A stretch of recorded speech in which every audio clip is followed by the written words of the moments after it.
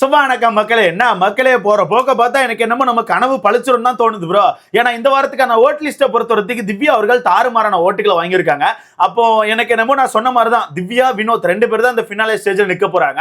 ஏன்னா போன வாரத்தை பொறுத்தவரைக்கும் நம்ம வினோத் அவர்கள் தாறுமாறான ஓட்டுகளை வச்சிருந்தாப்புல, இந்த வாரத்தை பொறுத்தவரைக்கும் நம்ம திவ்யா தாறுமாறான ஓட்டுகளை வச்சிருக்காங்க. இந்த ஓட் லிஸ்ட்ல இல்லாத ரெண்டே பேர் யாரு தெரியுமா? ஒன்னு வினோத், இன்னொன்னு விக்ரம் தான். சோ விக்ரம்கான ஓட்டுகள் எங்க பிரிஞ்சு போனாலும் அது திவ்யாவுக்கு வரப்போறது இல்ல.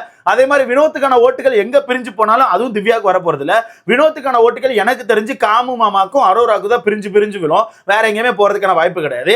அதே மாதிரி விக்ரம்கான ஓட்டுகளுமே பிரிஞ்சு சுபிக்ஷா, கனி இந்த மாதிரி ஆளுக்கு தான் போகுமே தவிர மற்றபடி வேற எங்கேயுமே போகாது. அந்த வகையில எனக்கு தெரிஞ்சு திவ்யா வினோத் இவங்க ரெண்டு பேர் தான் அந்த ஃபினாலே ஸ்டேஜில் நிற்க போறாங்க. அதை நம்ம கன்ஃபார்மா சொல்லிடலாம் ப்ரோ. இப்போதைக்கு எழுதி வச்சிடலாம். ஆனா இப்போதைக்கு கொஞ்சம் தண்ணியில் எழுதி வச்சு போனா 4 பேரும் டப்புன்னு அடிச்சுட்டு போயிடக்கூடாது. இந்த வாரம் வரத்துக்கு நம்ம ஓகேவா இருக்கும். அடுத்த வாரம் என்ன வேணா சேஞ்ச் ஆகலாம். பட் இதுக்கப்புறம் எனக்கு தெரிஞ்சு பெருசா சேஞ்ச் ஆகாது ப்ரோ. ஏன்னா வீட்டுக்குள்ள இதுக்கப்புறம் கண்டென்ட் தான் கிரியேட் ஆகுமான்னு கேட்டீங்கன்னா வாய்ப்புகளே கிடையாது. ஏன்னா ஃபேமிலி வீக்கை பொறுத்தவரைக்கும் எல்லாருமே அவங்க குடும்பத்துக்காண்டி ரொம்ப ஆர்வமா பார்த்துட்டு இருப்பாங்க. யாரும் பெருசா வன்மத்தெல்லாம் கக்க மாட்டாங்க, அமைதியா தான் உட்கார்ந்துருப்பாங்க. அந்த வகையில் அப்பவும் எதுவும் சண்டை வரப்போறது இல்லை. அதுக்கு அடுத்தது டிக்கெட் ஃபினாலே பொறுத்தவரைக்கும் எல்லாருமே அந்த டாஸ்க்ல கொஞ்சம் ஆர்வமா ஆடுவாங்க. அந்த டாஸ்க்ல நீங்க அந்த டாஸ்க் அளிக்கிற மாதிரி ஒரு சில விஷயங்கள் பண்ணீங்கன்னா அது உங்களுக்கு தான் மைனஸ் ஆகும். ஏன்னா இதுக்கப்புறம் டாஸ்க் வச்சுலாம் கண்டென்ட் கிரியேட் பண்ணா மக்கள் பார்த்துட்டு இருக்க மாட்டாங்க, காரி துப்பிடுவாங்க. ஏன்னா அவ்வளவுதான், சீசன் முடிய போகுதுல. சீசன் முடிய போற நேரத்தில் இந்த டிக்கெட் ஃபினாலே டாஸ்க் எல்லாம் வச்சு கேம் ஆடுறேன், நான் அந்த டாஸ்க்கை ஸ்பாயில் பண்ணுவேன், இந்த மாதிரி விஷயத்தெல்லாம் பண்ணீங்கன்னா மக்கள் காரி துப்பிடுவாங்க. அந்த எனக்கு தெரிஞ்சு அங்கேயுமே கண்டென்ட் கிரியேட் பண்ண முடியாது. அது மாதிரி பணப்பெட்டிலும் பெருசா கண்டென்ட் கிரியேட் பண்ண முடியாது. அவ்வளவுதான் ஃபினாலே வீக். ஸோ அவ்வளவுதான் எனக்கு தெரிஞ்சு சீல் பண்ணியாச்சு ப்ரோ. ஃபினாலே ஸ்டேஜ்ல யார் 2 பேர் நிற்க போறா அப்படிங்கிறது இப்போதைக்கு முடிவாயிருச்சு. சரி, ஓகே, இந்த வாரத்துக்கான ஓட் லிஸ்ட்டை பார்த்துடலாமா? ஸோ இந்த வாரத்துக்கான ஓட் லிஸ்ட்டை பொறுத்தவரைக்கு நிறைய பேருக்கு தாறுமாறான ஓட்டுகள் வந்திருக்கு. சில பேருக்கு ஓட்டுகள் பயங்கரமா டவுன் ஆயிருக்கு. முக்கியமா எங்க அக்கா கண்டென்ட் கிவரோட நிலைமை இப்படி ஆகும்னு சொல்லி நான் எதிர்பார்க்கல ப்ரோ. எங்க அக்காவை எப்படிலாம் பேசிட்டு இருந்தாங்க, கண்டென்ட் கிவர், ஓ பார்வதா கேமர், எங்க அக்கா தான் டைட்டில் வின்னர் அப்படின்ட்டு இருந்தாங்க. ஓட்டுகளே இல்லையாடா அப்பா, ஓட்டுகளே இல்லாம கீழே போயிட்டு இருக்காங்க. அப்புறம் இப்படி போயிட்டு இருக்காங்க. போற போக்க பார்த்தா உங்க அக்கா டாப் 5 கூட வர மாட்டாங்க போல. எனக்கு என்னமோ உங்க அக்கா டாப் 5 கூட இருக்க மாட்டாங்க. அதுக்கு முன்னாடி சேனல் வெளியே தூக்கிடுவாங்க. முன்னாடியே சொன்ன மாதிரி தான் ப்ரோ. அது என்னங்கிறது போக போக சொல்றேன். நான் இடையிலேயே சொல்லிட்டா உங்களுக்கு அந்த ஆர்வம் போயிடும். என்னங்கிறத நான் இடையில சொல்றேன்.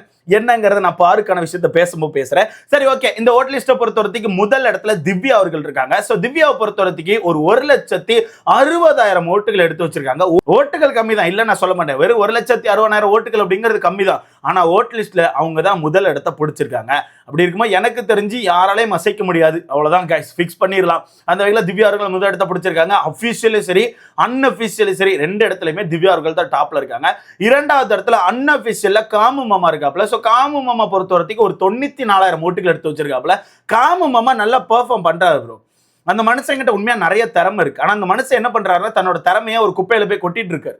அதான் என்னோட கருத்து என்னன்னா, அதுதான் உண்மையாவே அந்த மனுஷன் தனக்கான திறமை எல்லாத்தையுமே வேஸ்ட் பண்றாரு. இந்த வீட்டுக்குள்ள அவர் நினைச்சிருந்தா எல்லாருக்கிட்டையுமே ஜாலியா பேசி ஒரு மாதிரி ஃபன் பண்ணிக்கிட்டு டாஸ்க் ஆடிக்கிட்டு மற்ற நேரம் ஒரு மாதிரி சிரிச்சுக்கிட்டு என்ஜாய் பண்ணிக்கிட்டு வைப் பண்ணிட்டு இப்படி சுத்தி இருந்தாலே மக்களுக்கு பிடிச்சிருக்கும்.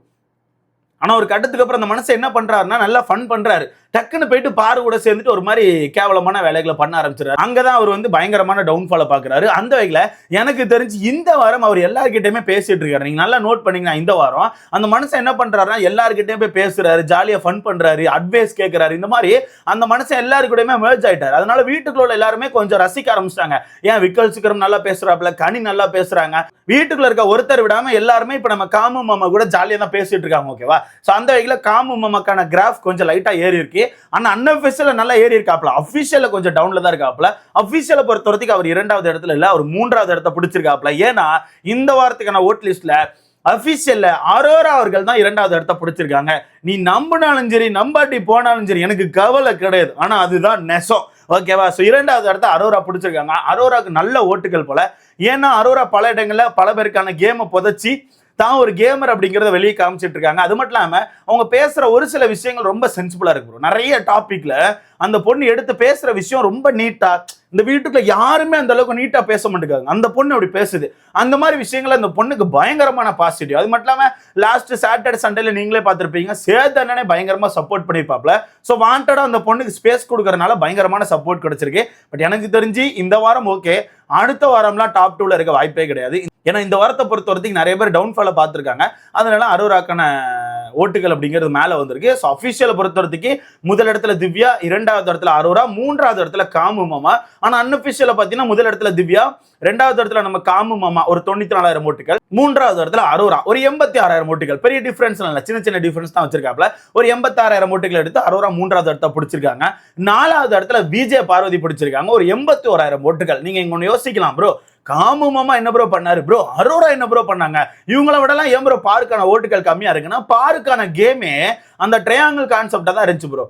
அதுக்கு முன்னாடி அவங்களுக்கான கேம் என்னவா இருந்துச்சுன்னா, எல்லாரையும் சண்டை இழுத்து அவங்கள ரொம்ப கேவலமா பேசி ப்ரொமோல வருது எபிசோட்ல வருதுன்னு சொல்லி வச்சுட்டு இருந்தாங்க, அவ்வளவுதான். அதை தாண்டி அவங்க கேம்லாம் வேற எதுவுமே போடல. அவங்களுக்கான கேமே எல்லா டாஸ்கையும் அழிக்கணும், எல்லாரையும் திட்டணும், எல்லாருக்கிட்டையும் சண்டை போடணும், கத்தணும், அவங்களோட குடும்பத்தை எழுத்து கேவலமா பேசணும், அங்கேயுமா சுத்திக்கிட்டே இருக்கணும், அப்படியே ஒரு மாதிரி கத்தி கத்தி கத்தி கத்தி கத்தி ப்ரொமோல வந்துகிட்டே இருந்தாங்க. அதனால மக்கள் மைண்ட்ல இருந்துகிட்டே இருந்தாங்க. மக்கள் சரி ஓகே கண்டென்ட் கிவர், பாசிட்டிவோ நெகட்டிவோ கண்டென்ட் கிவர்னு ஓட்டு போட்டாங்க. ஆனா இப்போ என்ன ஆக ஆரம்பிச்சுன்னா, ஒரு சில பேர் மேல வர ஆரம்பிச்சிட்டாங்க. ஒரு சில பேர் அவங்க ஓப்பன் அப் ஆகி மேலே வந்து பேசுறது ஃபன் பண்றதுன்னு சொல்லி பண்ண ஆரம்பிச்சோன்னே ஆட்டோமேட்டிக்கா பாரு கீழே போயிட்டாங்க. அது மட்டும் இல்லாமல் இப்போ அவங்ககிட்ட கண்டென்ட்டே கிடையாது. ட்ரையாங்கிள் கான்செப்ட் காலி. அரோரா வந்து சுத்தமா பக்கத்துல வர மட்டும் அந்த பொண்ணு தள்ளி போயிருச்சு. ஸோ லவ் கண்டென்ட் இல்ல. ரெண்டாவது அந்த பொண்ணு ரெண்டாவது இப்ப பாரு என்ன பண்ணிட்டு இருக்காங்கன்னா, ஃபுல் அண்ட் ஃபுல் காமு மாமா கையை பிடிச்சே சுத்திட்டு இருக்காங்க. அது மிகப்பெரிய டவுன்ஃபாலை கொடுத்துட்டு, இந்த ஷோக்குள்ள நீங்க டைட்டில் எல்லாம் வின் பண்ணணும், நீங்க வந்து ஒரு இடத்துக்கு போகணும்னா நீங்க நிறைய விஷயத்த சாக்ரிஃபைஸ் பண்ணியே ஆகணும். அதை விட்டு நான் உள்ள வந்தேன், ஒரு பையனை பார்த்தேன், எனக்கு பிடிச்சி போச்சு, நான் அங்க எங்கமா நின்று பழகுவேன் அப்படின்னு இருந்தா வாய்ப்புகளே கிடையாது. மக்கள் அதெல்லாம் ரசிச்சுட்டு இருக்க மாட்டாங்க. நீங்க பண்ற அந்த கிசு கிசு வேலைகளை ரசிக்கிறக்கா மக்கள் உட்காந்து பார்த்துட்டு இருக்காங்க, வாய்ப்பே கிடையாது. அந்த இதுல பாருக்கான கேமே இதான் சொல்லி மக்களுக்கு தெரிஞ்சு போச்சு. அது மட்டும் இல்லாமல் இந்த பொண்ணு நிறைய தப்பு பண்ணுது, அப்பப்போ ஏதாவது ஒன்று பண்ணிட்டு இருக்குது, பிக் பாஸ்ட மாட்டிட்டு இருக்குது, எந்த ஒரு ரூல்ஸையும் ஃபாலோ பண்ண மாட்டேங்குது, ரொம்ப கன்றாவியான வேலைகளை பண்ணிட்டு இருக்குன்னு சொல்லிட்டு மக்களுக்கே தெரிஞ்சு போச்சு. ஏன்னா சேனல் இதை போட்டு காமிச்சிட்டாங்க. முன்னாடி பெருசா பாருக்கான தப்புகளை ரிவீல் பண்ண மாட்டாங்க ப்ரோ. கடந்த 2 வாரமா பாருக்கான எல்லா விஷயத்தையும் ரிவீல் பண்றாங்க. சும்மா கதவுக்கு பின்னாடி போய் ஒளிஞ்சு அதை போட்டு விட்டுறாங்க. ஸ்மோக்கிங் ரூம் போனா அதை அப்படி காமிக்காத மாதிரி அப்படி காமிச்சு விட்டுறாங்க. அந்த பக்கம் எங்கேயா உட்காந்து யாரையா தப்பா பேசினதை உடனே காமிச்சு கொடுத்துறாங்க. இந்த மாதிரி பாருக்கான எல்லா விஷயத்தையுமே எக்ஸ்போஸ் பண்ணி விட்டாங்க. அதனால மக்கள் வந்து பெருசா சப்போர்ட் கொடுக்கறதுல, அவங்க பேசுற விஷயம்லாம் நீங்களே பார்த்துருப்பீங்க ப்ரோ. மக்கள்லாம் சப்போர்ட் கொடுக்க மாட்டாங்க ப்ரோ. ஒரு சில கும்பல் கொடுப்பாங்க, அது எந்த கும்பல்னு உங்களுக்கே தெரியும். அது சீசன் 7ல உள்ள ஒரு கும்பல், ஓகேவா? அந்த கும்பல் சும்மா முட்டுவாங்க, அது எல்லாமே ஒரு ஃபேக்கான கும்பல், ஓகேவா? அது உங்களுக்கே புரியும், ஒரு ஃபேக் கும்பல் ப்ரோ. அந்த ஃபேக் கும்பல் இந்த ஃபேக் பார்வதிக்கு முட்டு கொடுப்பாங்க. அதனால முட்டு கொடுத்து இவ்வளவு தூரம் தூக்கிட்டு வந்திருக்காங்க.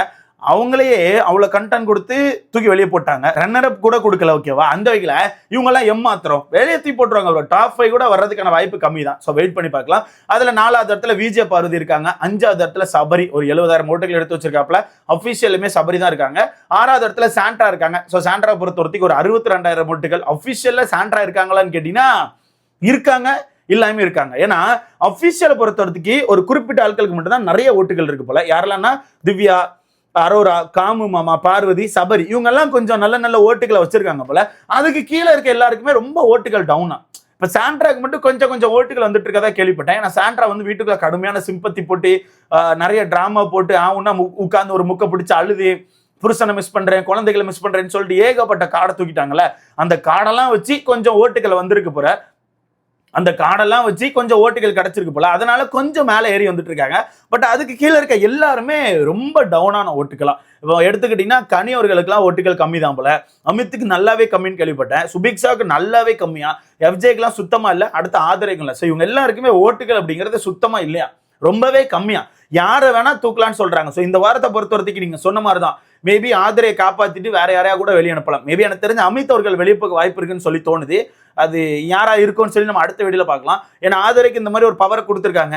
மேபி ஆதரை குடும்பத்தை உள்ள எடுக்கலாம்னு சொல்லிட்டு சேனல் ஏதாச்சும் யோசிச்சு சரின்னு சொல்லி விடுறதுக்கான வாய்ப்புகள் கூட இருக்கு. ஸோ வெயிட் பண்ணி பார்க்கலாம் என்ன நடக்குன்னு சொல்லிட்டு. எனக்கு தெரிஞ்ச அமித் தான் போவார்னு நினைக்கிறேன். அதை பத்தி நம்ம அடுத்த வீடியோல பார்க்கலாம். இதை பத்தி உங்களுக்கான கருத்துன்னு சொல்லிட்டு மறக்காம கமெண்ட்ல போடுங்க. வீடியோ லைக் பண்ணிக்கோங்க, சேனலை சப்ஸ்கிரைப் பண்ணிக்கோங்க. எனக்கு தெரிஞ்சு ஸ்டேஜ்ல 2 பேர் தான், வினோத், திவ்யா.